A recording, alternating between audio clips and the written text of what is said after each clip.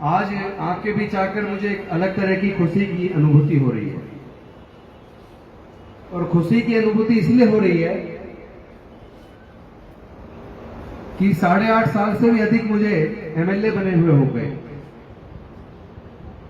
और 5.5 साल मंत्री भी रह चुका हूं। लेकिन क्षेत्रीय स्तर पर पहली बार मैंने देखा कि मुस्लिम समाज में कोई प्रोग्राम पढ़ाई को लेकर, बच्चे हमारे पढ़ लिख के आगे बढ़े, पढ़ाई का महत्व समझे, इसके ऊपर कोई प्रोग्राम हो रहा है और उसमें मुझे निमंत्रण दिया, इसलिए मैं आपका आभार व्यक्त करता हूं। पढ़ाई का कोई मुकाबला नहीं हो सकता। दुनिया में सबसे ताकतवर कोई चीज है तो ज्ञान है, जो पढ़ के हासिल किया जा सकता है, बुजुर्गों की संगत में बैठकर सुनकर हासिल किया जा सकता है, डॉक्यूमेंट्री फिल्म्स देखकर हासिल किया जा सकता है, अखबारों को पढ़कर हासिल किया जा सकता है। यानी जहां से भी ज्ञान मिले उसको ले लेना चाहिए। बड़ों से मिले तो ले लो, बच्चों से मिले तो भी ले लो, क्योंकि कई बार छोटे छोटे बच्चे भी ऐसी ज्ञान की बात कर देते हैं कि बुजुर्ग भी दंग रह जाते हैं कि वे ये बात मैंने क्यों नहीं सोची। लेकिन ज्ञान को के असली अर्थ को समझना पड़ेगा, शिक्षा के अर्थ को समझना पड़ेगा। शिक्षा का मतलब केवल ग्रेजुएशन करना, पोस्ट ग्रेजुएशन करना, प्रोफेशनल कोर्सेज करना नहीं है। आप पढ़ लिए, किसी व्यापार में चले गए, किसी प्रोफेशनल फील्ड में चले गए या नौकरी में चले गए, ये तो आपको अपने आजीविका का साधन बनाने का आपने माध्यम बना दिया। लेकिन ज्ञान का असल मतलब सच को जान लेना, अच्छे और बुरे का अंतर करना सीख लेना। ज्ञान व्यक्ति को जो ताकत दे सकता है, दुनिया में कोई दूसरी चीज वो ताकत नहीं दे सकती। आप इस बात से अंदाजा लगा लीजिए कि भारत में दलित, पिछड़े, आदिवासियों को लगभग 3000 साल तक धर्म के आधार पर पढ़ने से वंचित रखा, संपत्ति से वंचित रखा, व्यापार से वंचित रखा, ज्ञान से वंचित रखा। इसकी वजह से, और साथ साथ केवल दलित, पिछड़े और आदिवासी नहीं, बल्कि देश की महिलाओं को भी पढ़ने से, ज्ञान से, धन से, संपत्ति से और व्यापार से वंचित रखा। यानी देश में लगभग 90% लोगों को पढ़ने से, ज्ञान से, संपत्ति से और व्यापार से वंचित रखा। यही कारण है कि भारत दुनिया के सामने बहुत पिछड़ गया। लेकिन इस ज्ञान में कितनी ताकत होती है, अगर इसका सही मायने में कोई आपको एग्जाम्पल देखना है तो आप डॉक्टर बाबा साहेब अम्बेडकर के जीवन संघर्ष को पढ़ लीजिए। एक बच्चा जिसको स्कूल में भी एंट्री बड़ी मुश्किल से मिली, क्योंकि डॉक्टर बाबा साहेब अम्बेडकर के पिताजी सूबेदार रामजी राव अम्बेडकर जो मिलिट्री के अंदर, ब्रिटिश मिलिट्री के अंदर सूबेदार मेजर थे, तो उन्होंने तो अपनी उस हैसियत की वजह से अपने बच्चे का बड़ी मुश्किल से स्कूल में दाखिला करा दिया। लेकिन वो बच्चा स्कूल छोड़ के चला जाए, वो बच्चा पढ़ ना पाए, तो जहां बच्चे चप्पलें निकालते थे उनको वहां बैठने के लिए मजबूर किया। कभी उनकी किताबें फाड़ दी, कभी कॉपियां फाड़ दी, कभी मुंह पे थूक दिया। प्यास लगे तो कोई पानी देने वाला नहीं, चपड़ासी ऊपर से धूप ऐसे लोटे से पानी देता था, नीचे से पीते थे। जिस दिन चपड़ासी छुट्टी पर हो गया तो पूरे दिन प्यासे रहने के लिए मजबूर, कोई पानी देने वाला भी नहीं था। ऐसे हालात से छोटी सी उम्र में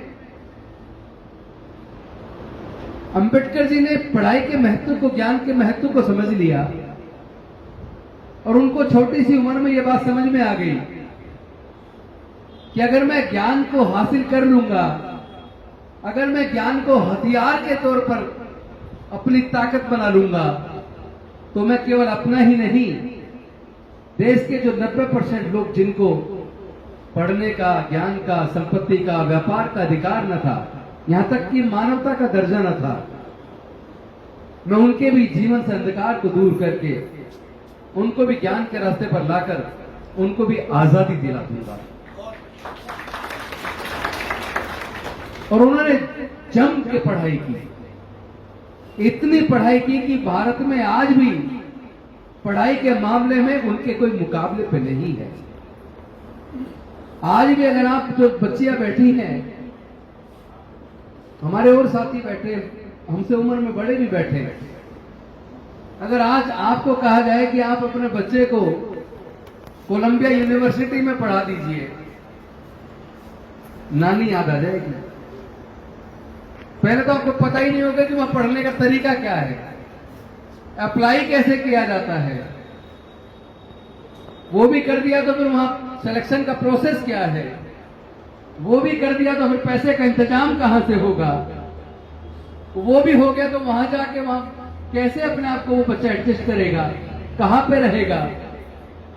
लेकिन डॉक्टर बाबा साहब अम्बेडकर जी ने ऐसे विपरीत हालात से, जहां पग पग पर उनके जीवन में कांटे बोए गए, पग पग पर उनको सताया गया, पग पग पर उन्हें अछूत होने का एहसास कराया गया, पग पग पर कोशिश की गई कि वो ना पढ़ पाए, लेकिन उसके बावजूद उन्होंने पढ़ाई को, ज्ञान को एक माध्यम बनाया और हथियार के तौर पर इस्तेमाल करके न केवल अपने जीवन में तरक्की की ऊंचाइयां छुई, न केवल उन्होंने भारत के संविधान को बनाया, बल्कि उन्होंने उस पढ़ाई के माध्यम से देश के बाकी के जो 90% लोग हैं उनको भी आजाद कराया, उनके भी पढ़ने के रास्ते खोले, ज्ञान के रास्ते खोले, व्यापार के रास्ते खोले, संपत्ति के रास्ते खोले, उनको भी जीवन में प्रकाश लाकर उनको भी आगे बढ़ने का रास्ता बनाया। आपकी बदहाली का कारण क्या है, आपके पिछड़ेपन का कारण क्या है?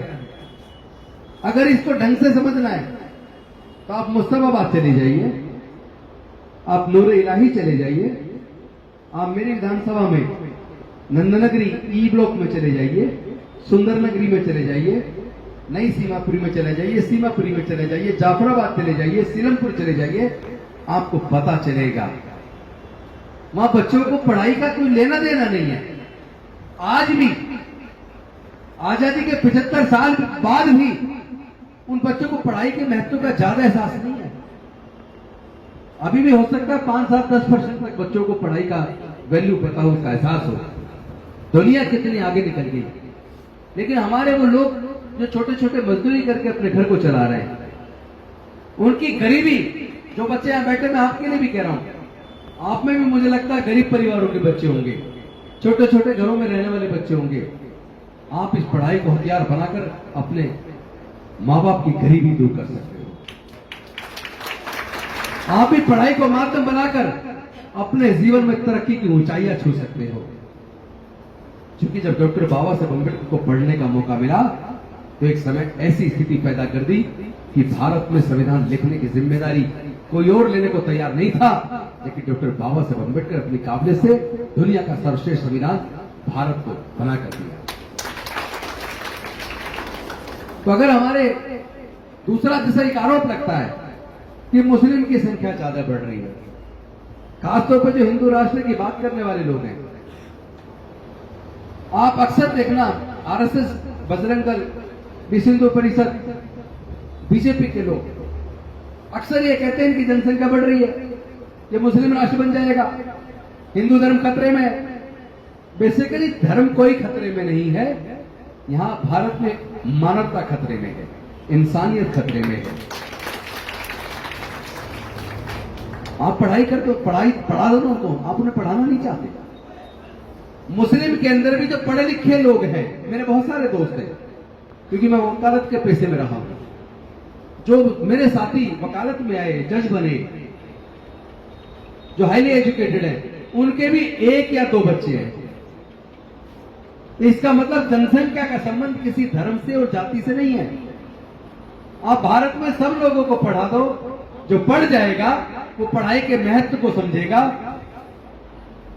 वो अपने आप ही उसको ये समझ आ जाएगी कि ज्यादा बच्चे होंगे तो उनको पढ़ाऊंगा कहां से, उनको खिलाऊंगा कहां से, वो अपने आप ही समझ जाएगा। तो पढ़ाई का संबंध किसी धर्म से नहीं है, किसी जाति से नहीं है। जो शरफुद्दीन साहब ने बहुत सारी बातें कह दी है, मैं उन पर जाना नहीं चाहता, उनमें बहुत सारी बातें मैं चाहता था मैं करूं, लेकिन ये टाइम तो किल करना होगा। जो बातें वो कह चुके मैं उसको नहीं कहूंगा, मैं सिर्फ इतना कहूंगा कि डॉक्टर बाबा साहेब अम्बेडकर को विस्तार से आपको सबको पढ़ना चाहिए।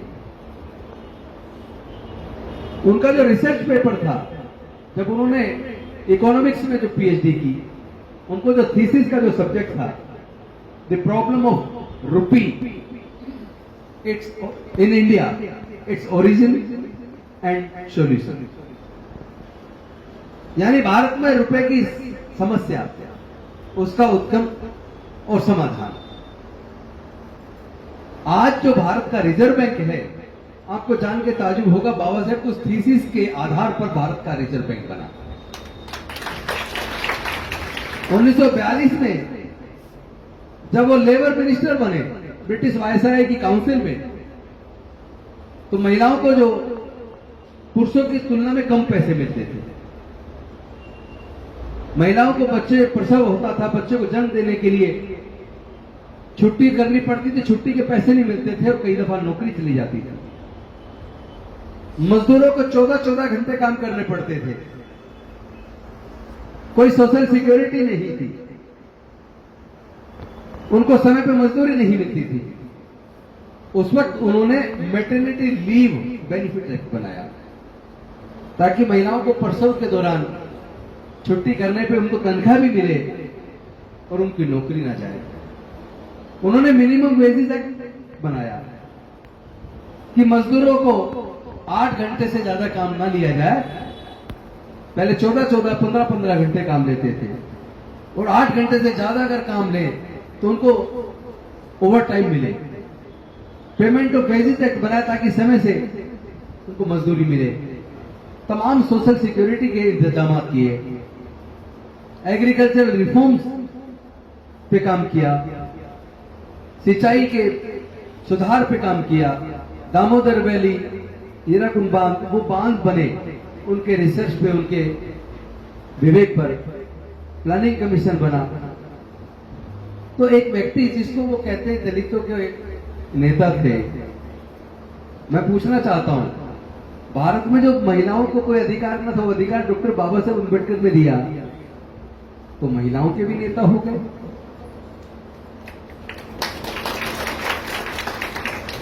मजदूरों को समय पे पैसे मिले, न्यूनतम मजदूरी मिले, सोशल सिक्योरिटी मिले, मजदूरों के भी नेता हो गए। किसानों को एग्रीकल्चर में ज्यादा उत्पादन हो सके, उनको पानी की, सिंचाई की ठीक से व्यवस्था हो सके, लैंड रिफॉर्म पे जो काम किया, तो किसानों के भी नेता हो गए। जो आज जिनको आप अनुसूचित जाति, जनजाति, पिछड़ा वर्ग कहते हैं, पिछड़े वर्ग में 90% मुस्लिम भी आ गया है, 90% मुस्लिम। तो जो SC, ST, OBC जिनको पढ़ने का अधिकार न था, व्यापार का अधिकार न था, संपत्ति का अधिकार न था, उनके पढ़ने के रास्ते खोल के जो रास्ता बनाया, उनको व्यापार और संपत्ति उसमें भी जो हक दिलवाया, तो यानी कि उनके सबके भी नेता हो गए। तो एक ऐसा व्यक्ति अद्भुत है। दुनिया में ऐसे व्यक्ति, विरले व्यक्ति बहुत कम होते हैं। उनसे प्रेरणा लेनी चाहिए, सबको उनको पढ़ना चाहिए कि एक व्यक्ति कैसे ऐसे कर सकता है। हिंदू महिलाओं के साथ तो और भी ज्यादा बुरी हालत थी, मुस्लिम महिलाओं से भी ज्यादा बुरी हालत थी। जवानी में पति मर जाए तो महिला, हिंदू महिला दूसरी शादी नहीं कर सकती। पति कितना ही जालिम और क्रूर हो, कितना ही शराब पी के मारपीट करता हो, उसके बावजूद भी पत्नी को तलाक लेने का हक न था। पति पत्नी को छोड़ दे, बच्चों को छोड़ दे, तो पत्नी को गुजारा भत्ता लेने का बच्चों के लिए और अपने लिए गुजारा भत्ता लेने का हक न था। बच्चे नहीं होते तो बच्चे गोद लेने का हक नहीं था। पिता और पति की संपत्ति में हक नहीं था। लेकिन डॉक्टर बाबा साहब अम्बेडकर 1951 में हिंदू कोड बिल लेकर आए और हिंदू कोड बिल में ये सारे अधिकार महिला को जो बाद में मिले, उसको पूरी संसद खिलाफ हो गई। संसद में तो ज्यादातर सारे अपर कास्ट के लोग थे, ब्राह्मण बनिए ठाकुर थे, कायस्थ थे, वो सारे खिलाफ हो गए कि डॉक्टर अम्बेडकर जो महिलाओं के लिए बिल लेकर आए हैं उनके अधिकार के लिए, ये हिंदू धर्म पे हमला है। और अल्टीमेटली वो बिल गिर गया और डॉक्टर बाबा साहब अम्बेडकर ने महिलाओं के अधिकार के लिए कानून मंत्री के पद से उस वक्त 1951 में इस्तीफा दे दिया। अभी हाफिज जी कह रहे थे कि राजेंद्र गौतम जी को हटा दिया क्योंकि पिछड़े वर्ग से थे, तो मैं बता दूं किसी ने मुझे हटाया नहीं, इतनी ताकत किसी में नहीं है। हम सरकारें बनाते हैं, हमें कौन हटाएगा? दलित, पिछड़ा, आदिवासी तो सरकार बनाता, माइनॉरिटी तो सरकार बनाता है। यहां तो सवाल सिर्फ इतना था कि या तो मंत्री रहिए या फिर डॉक्टर बाबा साहब अम्बेडकर के विचार को आगे बढ़ाइए, उस रास्ते पे चलिए।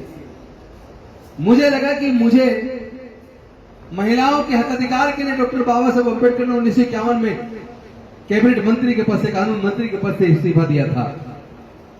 मुझे भी आज दलितों के साथ जो उत्पीड़न हो रहा है, पिछड़ों के साथ जो उत्पीड़न हो रहा है, आदिवासियों के साथ जो उत्पीड़न हो रहा है, जो मुस्लिम और ईसाई और सिख इनके साथ जो अलग अलग तरह का व्यवहार और हत्याएं हो रही है, नफरत भरे भाषण मंत्री स्तर के लोग और एमपी दे रहे हैं, खुलेआम बायकॉट करने की बात कर रहे हैं, मरवाने की बात कर रहे हैं, दंगे करवा रहे हैं। नहीं, आपको उत्तर पूर्वी जिले में दंगे करवाए ना, सबको पता है दंगे किसने करवाए, लेकिन दंगे करवाने वाले, नफरत भरे भाषण देने वाले लोग खुले घूम रहे हैं।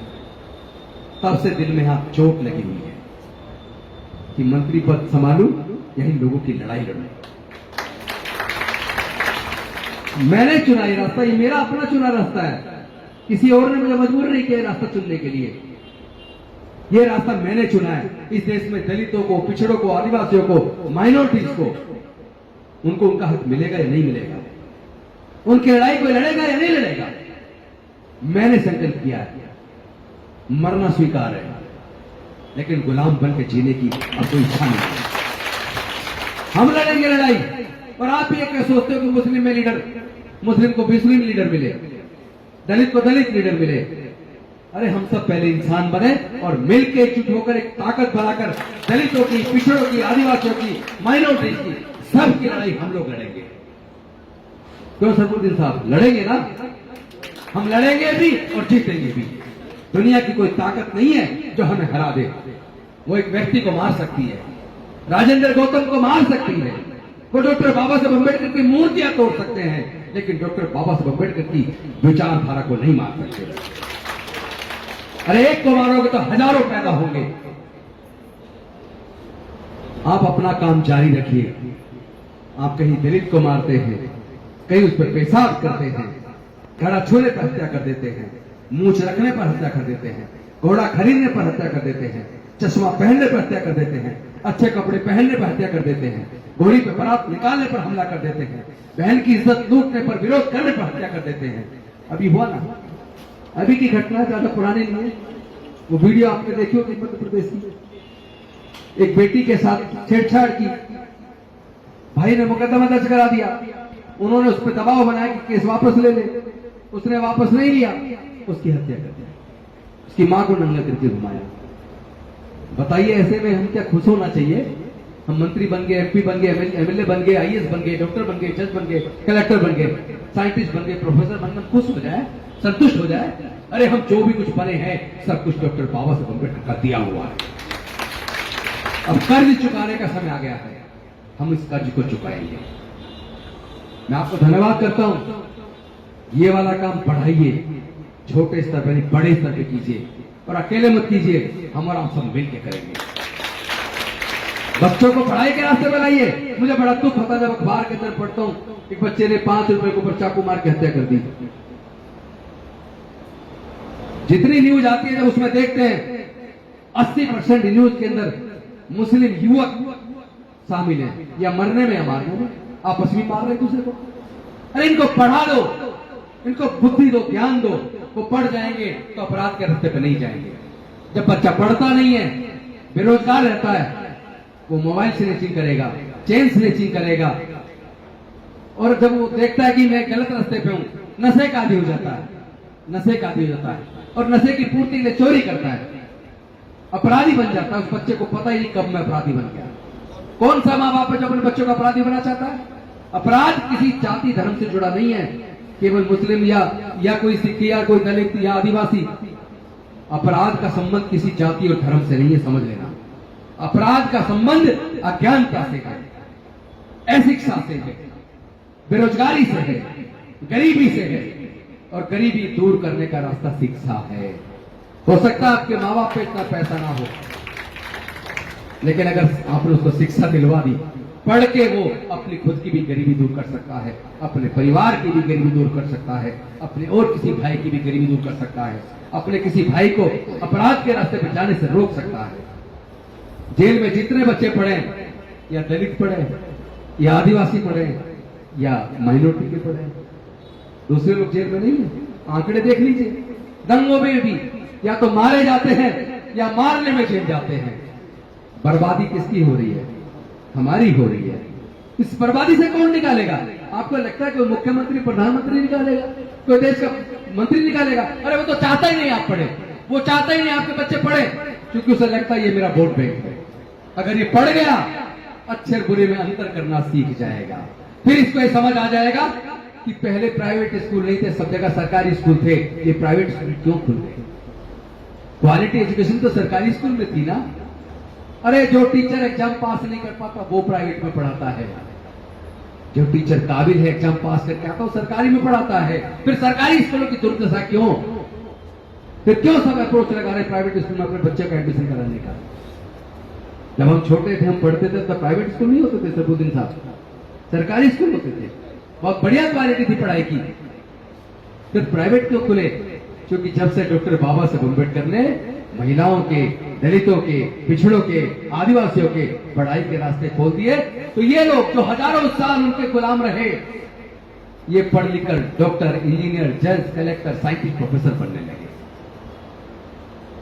ये लोग मंत्री भी बनने लगे, मुख्यमंत्री भी बनने लगे, राष्ट्रपति भी बनने लगे, मुख्य न्यायाधीश भी बनने लगे। उनको यहां दर्द होता है कि जो हजारों साल तक हमारे गुलाम थे, आज हमारे सामने कुर्सी पर बैठने लगे हैं, अत्याचार के खिलाफ मुकदमा दर्ज कराने लगे हैं। ये ताकत इन पे कहां से आई? तो उन्हें पता लगे ये ताकत इनको ज्ञान से मिली है, पढ़ने से मिली है, नौकरी से मिली है। तो सरकारी संस्थान सारे बेच दिए ताकि नौकरी लगे ही ना, और एजुकेशन पूरी प्राइवेटाइज कर दी ताकि पढ़ ही ना पाए, ना पैसा होगा ना पढ़ पाएंगे। बहुत बड़ी साजिश है इस देश के गरीबों के साथ। ये साजिश केवल दलित, पिछड़े, आदिवासियों के साथ, माइनॉरिटीज के साथ नहीं है, ये साजिश जो अपर कास्ट में भी जो गरीब और मजदूर है उसके साथ भी साजिश है, क्योंकि ये महंगी पढ़ाई का खर्चा उनके भी बच्चे नहीं उठा पाएंगे। आप देख लीजिए, आप अपनी दिल्ली की जैसी जो हमारा DTU है, दिल्ली टेक्निकल यूनिवर्सिटी है, नेताजी सुभाष टेक्निकल यूनिवर्सिटी है, और इसी तरह के जो और इंजीनियरिंग कॉलेज हैं, मेडिकल कॉलेज हैं, लॉ कॉलेज हैं, जैसे नेशनल लॉ यूनिवर्सिटी है दिल्ली की द्वारका में। आप उसका फीस का चार्ट देखिए, एक साल की फीस, एक साल की 2,46,000। हॉस्टल का खर्चा अलग है, खाने का खर्चा अलग है, किताबों का खर्चा अलग है, सारे खर्चे जोड़ दे तो एक साल में कम से कम 3.5 लाख रुपया चाहिए। 3.5 लाख रुपया। 5 साल का कोर्स लॉ का है, मेडिकल का 4.5 साल का, इंजीनियरिंग का 4 साल का। तो एवरेज एक बच्चे को 12 से 15 लाख रुपया चाहिए एक माँ बाप को अपने बच्चे की मेडिकल की डिग्री, लॉ की डिग्री, इंजीनियरिंग की डिग्री कंप्लीट करवाने के लिए। 99% मुस्लिम, दलित, आदिवासी, पिछड़े ये खर्चा नहीं उठा सकते। 15-20 लाख रुपए एक बच्चे की डिग्री कराने का, नौकरी तो बात की चीज है। ये साजिश है आपके, हमारे बच्चे पढ़ ना जाएं, पढ़ जाएंगे तो आगे बढ़ जाएंगे। वो चाहते केवल उनके बच्चे पढ़े, वही हुक्मरान बने, वही व्यापारी बने, सब जगह उन्हीं का कब्जा हो, क्योंकि देश के प्राकृतिक संसाधनों पे उनका कब्जा है। मैं पूछना चाहता हूं, ये जो जल जंगल जमीन है, ये जो देश के प्राकृतिक संसाधन है, जहां अरबों खरबों रुपए पैदा होता है, क्या कोई अपनी मां के पेट से लेकर पैदा हुआ है? खेत की जमीन का एक आदमी 1000 एकड़ का मालिक है, एक आदमी पे 1 गज जमीन है। कहीं जैसे तैसे झुग्गी बनाकर रहता है, जब मर्जी बुलडोजर चला कर उसको भी उखाड़ देते हैं। पहले में एक शेर सुना करते थे, किसी शायर ने लिखा है, लोग टूट जाते हैं एक घर बनाने में, लेकिन कुछ लोग तरस नहीं खाते बस्तियां जलाने में। और आज लोग टूट जाते हैं घर जलाने में, लेकिन फिर भी कुछ सरकारें तरस नहीं खाती बुलडोजर चलाकर उनके घर गिराने में। ये हालात कैसे रहेंगे? ये खामोश मिजाजी तुम्हें जीने नहीं देगी, इस दौर में अगर जीना है तो कोहराम मचा। बहुत बहुत धन्यवाद, शुक्रिया, जय हिंद, जय भीम, जय भारत।